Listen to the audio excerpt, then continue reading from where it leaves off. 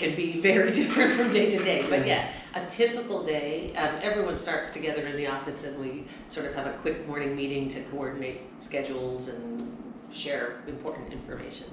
And then most of the team will leave the office. They'll generally go out, sometimes in pairs, so you might see a nurse and a social worker go together, or any combination. And they might go out, they might drive quite a distance and visit on a good morning, depending how far away they are. They might be able to visit two children and families. So visiting at home, which means might be assessing the child's health or reviewing physiotherapy exercises, checking on wheelchairs and other equipment, talking about general situation in the family. Is there food available? Is anyone working? Are children going to school? All of those things. Or providing activities for the child if it's the child development staff doing that. Leave one family, drive to the next. They get a lunch break in the middle of the day. And in the afternoon, they might do the same thing. They might go out and visit one or two more children at home before they finish the day in the office doing paperwork and documentation. At other times, some staff stay here in the office because some children do come here for small groups. So when we have families that have similar needs or similar interests, or a child with a similar disability, we'll often invite them to come as a small group of 5 to 8 families to bring families together and children together and provide education. And in large part, it provides peer support for families, for parents and caregivers.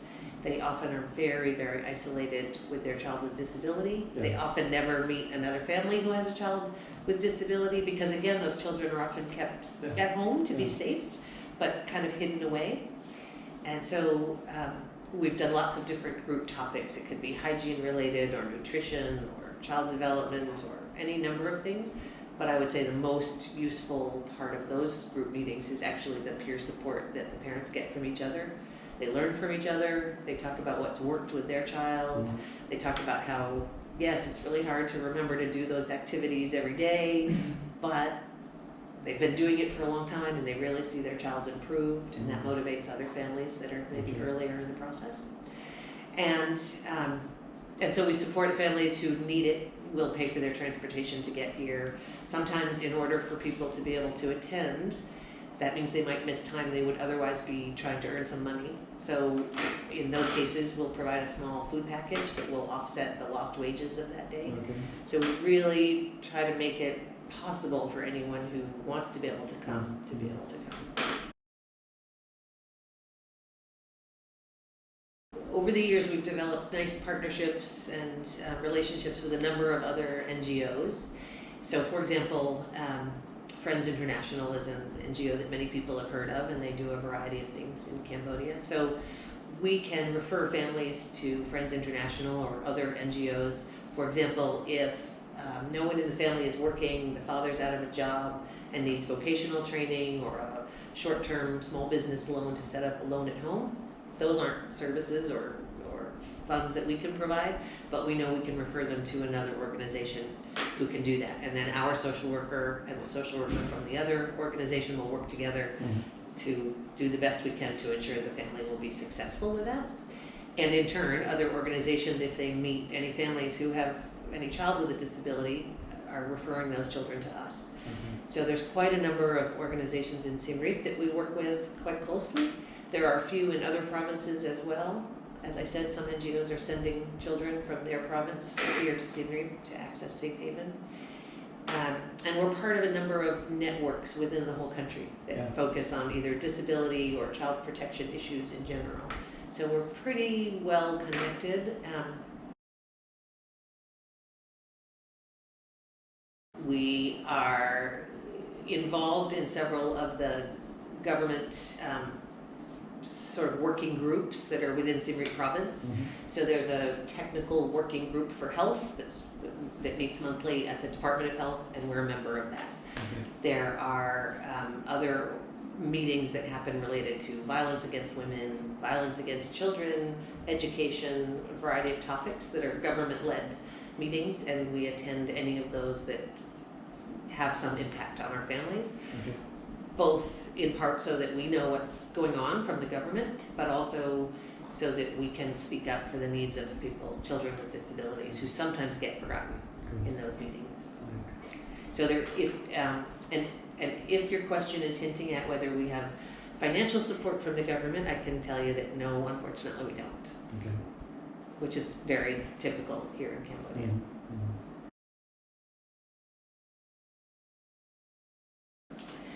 It's a challenge. So in our early years, we were growing quite slowly, and number of staff increased, by about one person every year or 18 months as the number of referrals grew and we were able to add extra people. And we could meet that demand for quite a number of years. The demand kept growing, but we were able to keep up with that over time. Okay. In the last 2 years, the demand has increased dramatically, and our numbers of staff have also more than doubled in the last 2 years. So we have been trying to stay aware of the increasing demand, try to seek funding that will allow us to hire and train more staff. And as I mentioned earlier, staff still need a lot of training when they come to us, even if they already have a degree or other experience. There's just a lot of training in this kind of specialty service. So it's quite a long training period. And what we have found is that as more organizations know about us and more families know about us, we just get more and more and more referrals. So referrals come from other NGOs, occasionally from hospitals, very often from current or past families that we've served or we are serving. They'll just meet another child, see another child with a disability, and tell that family to call us. Or we will go for a scheduled visit with one family, and a family from 3 villages over will be there waiting for us to arrive to ask us for help. So we have not been able to keep up with the demand over the last 18 months. And right now we have more than 70 children on our waiting list. 70? 70, 70, which is painful. And what we do on a weekly basis or bi-weekly basis is review all of those referrals, prioritize based on age of the child, because the younger the child is when we start providing service, the better chance we have of preventing some long-term problems that could become permanent. Based on severity of the associated health problem, like many children with disabilities also experience malnutrition because of difficulties with feeding, chewing, swallowing. So those children would be higher priority for sure. Or if they have another health problem, that means they probably should be getting regular medical care, and it seems like they're not. And those are quite common. I would say of the 70 children on the waiting list, probably 20 fall into that category of being age 3 or under with a medical problem and possible malnutrition. So it's still quite difficult. Yeah. One of the things we've done, one of the things we did near the end of 2019 was we held 2 open house events where the families that had been on our waiting list already, for some of them many months, receiving phone calls from us every month or so, just reminding them that we didn't forget about them, we know they're waiting, and we know they need service, and we're doing our best, and we'll see them as soon as we can, but can't promise when. Anyway, we called all of those families and invited them to 2 open house events, asking them to come here so that we could provide a bit of education related to some topics that we know most people need some help with, basic health related things mostly. It would also give us a chance to meet a number of the children, see some further information that might help us prioritize who's more urgent. And it's also, in some part, a way to then measure the family's degree of motivation. Like we would provide transportation assistance if they needed it. Mm-hmm. But as with any population anywhere in the world, and I know this from my previous experience, even when you're offering families a really valuable service, not everyone embraces it as much as others. And so we're also looking to help the families that we know will be the most motivated to really use what we have to offer to help their child improve. Okay. So the open houses were far more successful than I would have hoped. I assumed we would have much less than 50% attendance, and we had way more than 50% attendance. So a lot of people are very motivated. Yeah. to get this service, which was great, but of course still leaves us with this difficult problem of so many children.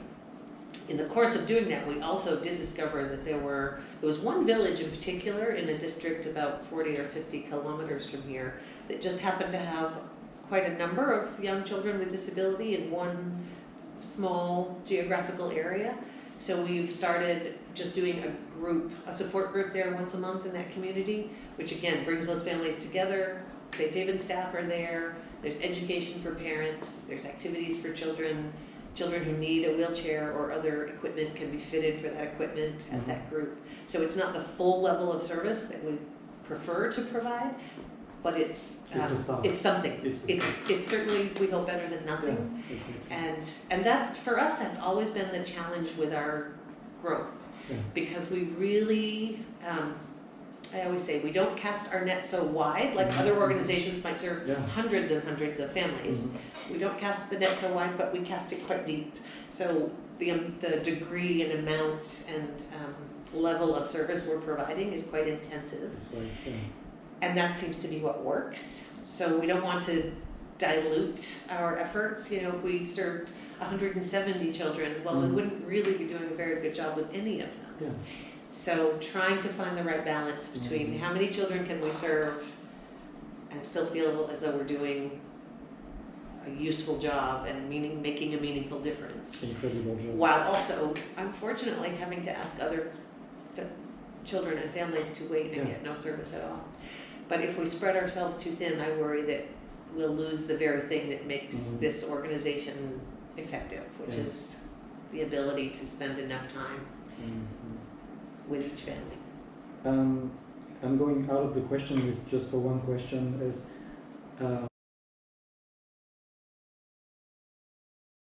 healthcare in general in Cambodia is at a much lower level than many other more developed countries.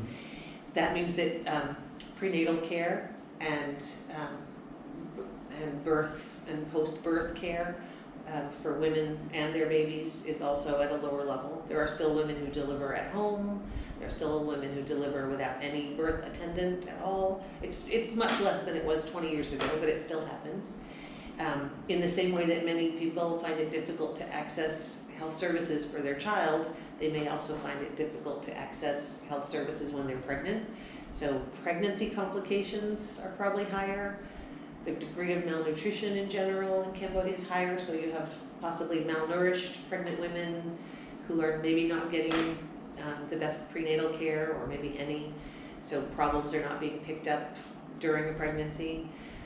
Difficult births can lead to shortage of oxygen to the baby, which is a major cause for cerebral palsy, which is the most common disability that we're seeing here. So I think a lot of it relates to that, and also young children. I mean, there's lots of illnesses and diseases that all children get. Some that children in Cambodia get that we don't experience at home.